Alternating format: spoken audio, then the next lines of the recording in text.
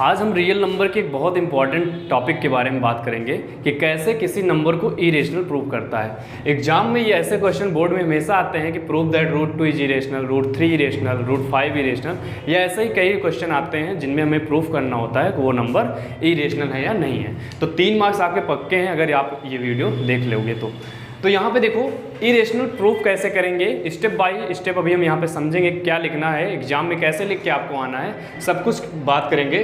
लेकिन उसके पहले एक नंबर के बारे में बात कर लेते हैं। वो नंबर है को प्राइम नंबर। तो को प्राइम नंबर क्या होती है इसको समझते हैं, क्योंकि इसका यूज यहाँ पे हम थोड़ा सा करेंगे। तो देखो को प्राइम नंबर क्या होते हैं। तो आपको यहाँ पे ऐसा तो नहीं लग रहा है कि हम प्राइम नंबर की बात करेंगे, तो ऐसा नहीं है। को प्राइम नंबर से डिफरेंट चीज़ है। तो देखो यहाँ पे, तो यहाँ पे एक वर्ड आ रहा है को, ठीक है। और को अगर ऐसे रिलेट करना हो तो कोऑपरेट करना एक वर्ड जानते हो। तो कोऑपरेट करने का मतलब किसी के आप कोऑपरेट कर रहे हो तो कोई अदर पर्सन आ रहा है। तो जब भी को प्राइम नंबर की बात होगी वो पेयर ऑफ नंबर्स के फॉर्म में होगा। जैसे 2 नंबर्स गिवन होंगे उसमें से आपको चेक करना है कि ये दोनों को प्राइम है या नहीं है। कभी भी सिंगल नंबर ऐसे नहीं पूछा जाएगा कि 6 बताओ को प्राइम है, 5 बताओ को प्राइम है, नहीं। जब भी आएगा पेयर ऑफ नंबर। तो को प्राइम नंबर क्या होते हैं, इनकी डिफिनीशन क्या होती है, पहचानते कैसे हैं। तो इतना याद रखना कि ऐसे 2 नंबर्स, जैसे आप सपोज कर लो ए और बी है, तो कोई भी 2 नंबर ए और बी, इनको को प्राइम कहेंगे। कब कहेंगे, जब इनके HCF 1 होना चाहिए। क्या मतलब हुआ कि कोई भी 2 नंबर को प्राइम होंगे अगर उनके बीच का कॉमन फैक्टर कुछ ना हो, या उनके बीच का कॉमन फैक्टर सिर्फ 1 के अलावा और कुछ ना हो। जैसे ऐसे नहीं समझ में आ रहा तो एक एग्जांपल लेते हैं, जैसे 4 और 6 है, ठीक है। अब अगर हमको ये चेक करना हो कि क्या ये को प्राइम है, तो अभी यहाँ पे देखो, आप कहोगे 4 को ऐसा लिख सकते हैं 2 × 2 और 6 को लिख सकते हैं 2 × 3। लेकिन यहाँ पे अगर HCF चेक करोगे तो HCF क्या आ जाएगा, 2 आ जाएगा। तो HCF तो यहाँ पे 2 मिला, इसलिए 4 और 6 को प्राइम नहीं है, ठीक है। तो को प्राइम है क्या, तो को प्राइम का एक एग्जांपल लेते हैं, जैसे 2 और 3। अब यहाँ पे देखो 2 का जब आप फैक्टर करोगे तो 2 × 1, 3 का करोगे तो 3 × 1। और ये दोनों नंबर्स अगर आप HCF देखोगे दोनों नंबर्स का, तो यहाँ पे क्या है, कॉमन फैक्टर 1 है, तो यहाँ पे इनका कॉमन फैक्टर 1 आ रहा है। तो जब भी 2 नंबर्स का HCF 1 आ जाए वो दोनों नंबर आपस में को प्राइम होते हैं, ठीक है। इतना याद हुआ। अब उसके बाद देखो यहाँ पे आपको ये लग रहा होगा कि 2 और 3 तो प्राइम नंबर भी हैं। तो क्या 2 और 3 अगर प्राइम नंबर हैं तो कोई प्राइम नंबर्स ही आपस में को प्राइम होती हैं, क्या कोई और नंबर्स को प्राइम नहीं हो सकती हैं? तो ऐसा है, क्योंकि प्राइम नंबर के अलावा भी नंबर्स को प्राइम होती हैं। जैसे आपको अगर चेक करना हो 4 और 9 को, ठीक है, तो देखो 4 तो यहाँ पे प्राइम है नहीं और ना ही 9 प्राइम है। तो इन दोनों को चेक करते हैं क्या को प्राइम है या नहीं है। तो सबसे पहले क्या करेंगे, इसको 2 × 2 लिख सकते हैं, 9 को क्या लिख सकते हैं, 9 को लिख सकते हैं 3 × 3। अब इनके बीच में कोई कॉमन फैक्टर नहीं है, या आप ऐसे भी कह सकते हो कि इनके 2 नंबर्स के बीच में सिर्फ एक कॉमन फैक्टर है और वो 1 है। तो इनका HCF क्या आ गया, 1 हो गया। तो जब भी 2 नंबर का HCF 1 आ जाए वो नंबर्स को प्राइम होते हैं। तो डिफिनीशन समझ में आई, पहचानते कैसे हैं। अब उसके बाद देखो, उसके बाद अब हमको ये चेक करना है कि जो नंबर्स होते हैं को प्राइम के बारे में 1-2 फैक्ट और जानते हैं। तो देखो कभी भी जो 2 कॉन्जिक्यूटिव नंबर्स होंगे, 2 कॉन्जिक्यूटिव अगर नेचुरल नंबर हैं तो वो हमेशा को प्राइम होते हैं। कॉन्जिक्यूटिव का मतलब जो लगातार आए, क्रम से आए, जैसे 1 2 ले लो, ठीक है, 2 3 ले लो, 3 4 ले लो, 4 5 ले लो, है ना। ये सब नंबर क्या है, एक के बाद एक आने वाले हैं। जैसे 31 ले लो, 32 ले लो, तो ये आपस में को प्राइम होंगे। ऐसे ही सेम 49 ले लो और 50 ले लो। तो जो एक के बाद एक नंबर आए ये हमेशा को प्राइम होते हैं। तो एक फैक्ट ये हुआ को प्राइम के बारे में। सेकंड फैक्ट ये है को प्राइम के बारे में कि जब भी कोई नंबर्स हैं, जैसे आपको अगर चेक करना हो कि 14 and 21, ठीक है। अगर कोई दो नंबर है और इनका हम अगर फ्रैक्शन में लिखें 14/21, अगर ऐसे लिखे हो, अगर कोई नंबर फ्रैक्शन में हो तो आप उसका सिंपलेस्ट फॉर्म लिख दो। तो इसका सिंपलेस्ट फॉर्म क्या होगा, 7 2 14 और 3।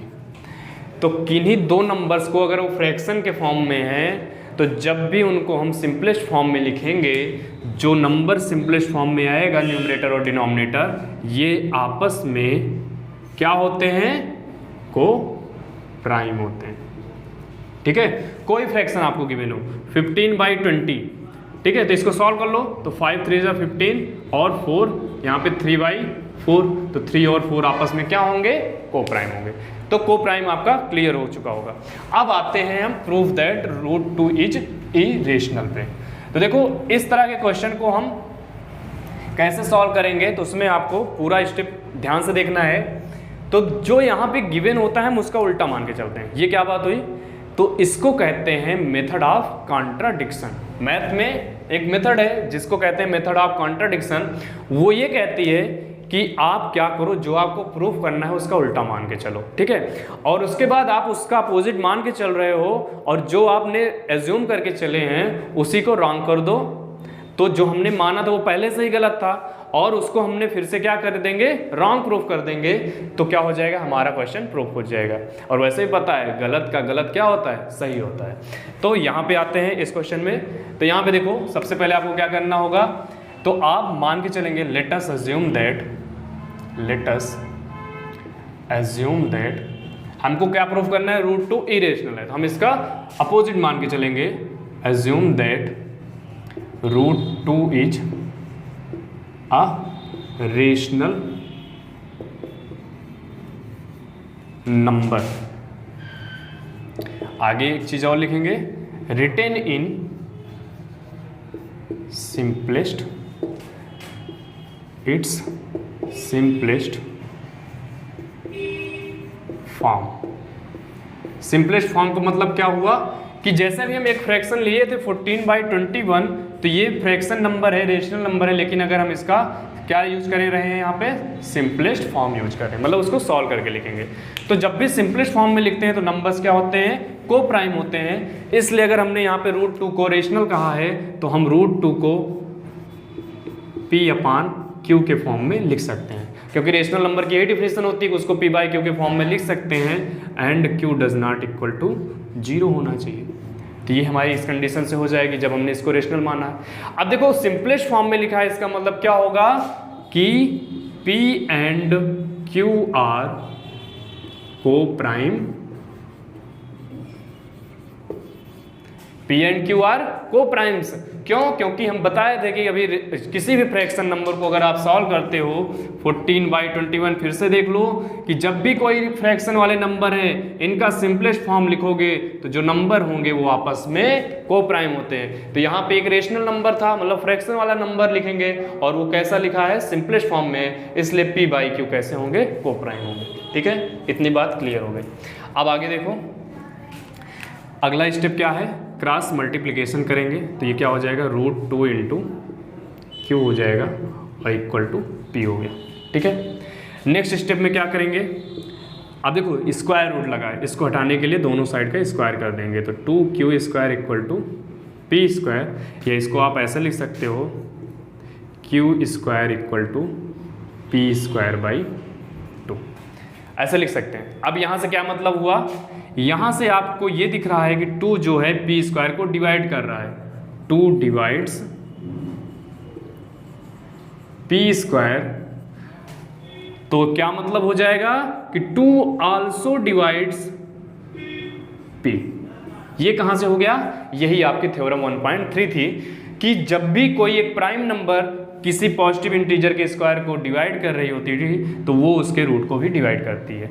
2 डिवाइड्स P² तो 2 आल्सो डिवाइड्स P, तो 2 P को भी डिवाइड करेगा। तो इसका मतलब जैसे आप किसी नंबर को डिवाइड करते हो 2 से, तो कोई एक नंबर आता है, जैसे यहाँ पे 7 आ जाएगा। तो वैसे ही अगर हम p को 2 से डिवाइड कर रहे हैं, ये लाइन देखो 2 आल्सो डिवाइड p का मतलब क्या हुआ p/2, तो p/2 डिवाइड करेंगे तो एक कांस्टेंट नंबर यहाँ पे कुछ मिलेगा, उसको हम c सपोज कर लेते हैं। तो हम कहते हैं यहाँ पे कि जब 2 डिवाइड करेगा p को तो इसका मतलब p/2 इक्वल टू c एक नंबर मिलेगी हमको, तो कहने का मतलब p इक्वल टू 2c हो गया, क्रॉस मल्टीप्लाई कर दें, ठीक है। अब ये वैल्यू हम इस इक्वेशन में पुट करेंगे, तो ये वाला इक्वेशन क्या हो जाएगा, तो ये इक्वेशन हो जाएगा 2q² इक्वल टू, अब देखो p की जगह पे 2c पुट करना है, तो 2c का होल स्क्वायर, और 2c का होल स्क्वायर क्या होता है 4c²। तो यहाँ से 2q² इक्वल टू 4c² है अगर, तो आप बताओ c² की वैल्यू क्या होगी। तो यहाँ से देखो c² की वैल्यू होगी, c² की वैल्यू क्या होगी यहाँ पे, तो c² की वैल्यू होगी 2q²/4, 2q² डिवाइड बाई 4, 2 से इसको डिवाइड करेंगे तो 2 टाइम्स और q²/2, ठीक है। तो यहाँ से क्या मिला हमको, c² की वैल्यू मिली है q²/2। अब फिर से देखो, जैसे यहाँ पे p²/2 था तो 2p को p² को डिवाइड कर रहा था, इसका मतलब 2p को भी डिवाइड कर रहा है, वैसे ही सेम यहाँ पे देखो 2 डिवाइड कर रहा है q² को, 2 डिवाइड्स, आपके थ्योरम के अकॉर्डिंग यही थ्योरम थी 1.3 की, कि कोई एक प्राइम नंबर अगर किसी पॉजिटिव इंटीजर के स्क्वायर को डिवाइड करता है तो वो उसके रूट को भी डिवाइड करेगा, तो 2 डिवाइड्स q, ठीक है। यहाँ से फिर से हम लिख दिए। तो अब इन दोनों स्टेटमेंट का मतलब क्या निकलता है, ध्यान से देखो, 2p को भी डिवाइड कर रहा है और यहाँ पे 2q को भी डिवाइड कर रहा है। तो आप बताओ कोई एक नंबर अगर दो नंबर को डिवाइड कर रही है, 2p को भी डिवाइड कर रहा है, 2q को भी डिवाइड कर रहा है, इसका मतलब 2 divides both p and q, है ना। 2 यहाँ पे p को भी डिवाइड कर रहा है, यहाँ पे q को डिवाइड कर रहा है, मतलब 2 दोनों को डिवाइड कर रहा है। तो जब 2 से दोनों नंबर डिवाइड हो रहे हैं, इसका मतलब क्या होगा, 2 is a common factor of p and q। अब इसका मतलब क्या हुआ कि अगर ये दोनों को डिवाइड कर रहा है तो ये दोनों नंबर्स p एंड q का क्या होगा, एक फैक्टर होगा। अब अगर ये 2 फैक्टर होगा तो p और q तो कोप्राइम बचेंगे ही नहीं, क्योंकि हम क्या पढ़े थे कोप्राइम नंबर कि उनके बीच का कॉमन फैक्टर सिर्फ 1 होना चाहिए, लेकिन यहाँ पे तो 2 से भी डिवाइड हो रहा है। तो इसलिए जो हमने एजम्पशन लिया था कि p and q are coprimes, वो रॉन्ग हो गया। तो इसके बाद आप लिख सकते हैं कि इसके आगे आप लिखेंगे this contradict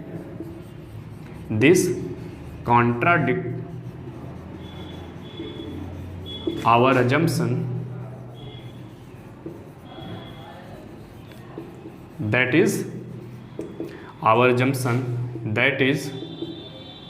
p and q are co-primes। इसका मतलब क्या हुआ कि जो हमने एजम्पशन लिया था कि p और q को प्राइम्स हैं, वो रॉन्ग हो गया। क्यों रॉन्ग हो गया, क्योंकि यहाँ पे 2 भी इसका कॉमन फैक्टर हो गया, और को प्राइम्स वही होते हैं जिनका कॉमन फैक्टर सिर्फ 1 हो। तो इसलिए यहाँ पे 2 से भी डिवाइड हो रहा था, इसलिए अब ये को प्राइम होंगे नहीं। देयरफॉर क्या हुआ, ये रेशनल नंबर नहीं है, क्या है, इरेशनल नंबर है। √2 इज अ इरेशनल नंबर, ठीक है। तो यहाँ से हमारा क्वेश्चन प्रूफ होता है। हम क्या करेंगे, उसको थ्योरम 1.3 का यूज करके यहाँ पे ये बता देंगे कि ये कोप्राइम है ही नहीं, जो हमने यहाँ पे एजम्पशन लेके चले थे। इसका मतलब क्या हुआ, अगर हम जो माने थे वो गलत है, तो हम माने क्या था, हम माने थे कि √2 इज अ रेशनल नंबर। तो जब वो रॉन्ग हो गया तो इसका मतलब क्या हुआ, ये रेशनल नहीं इरेशनल है। तो यहाँ से हमारा क्वेश्चन प्रूफ हो जाता है।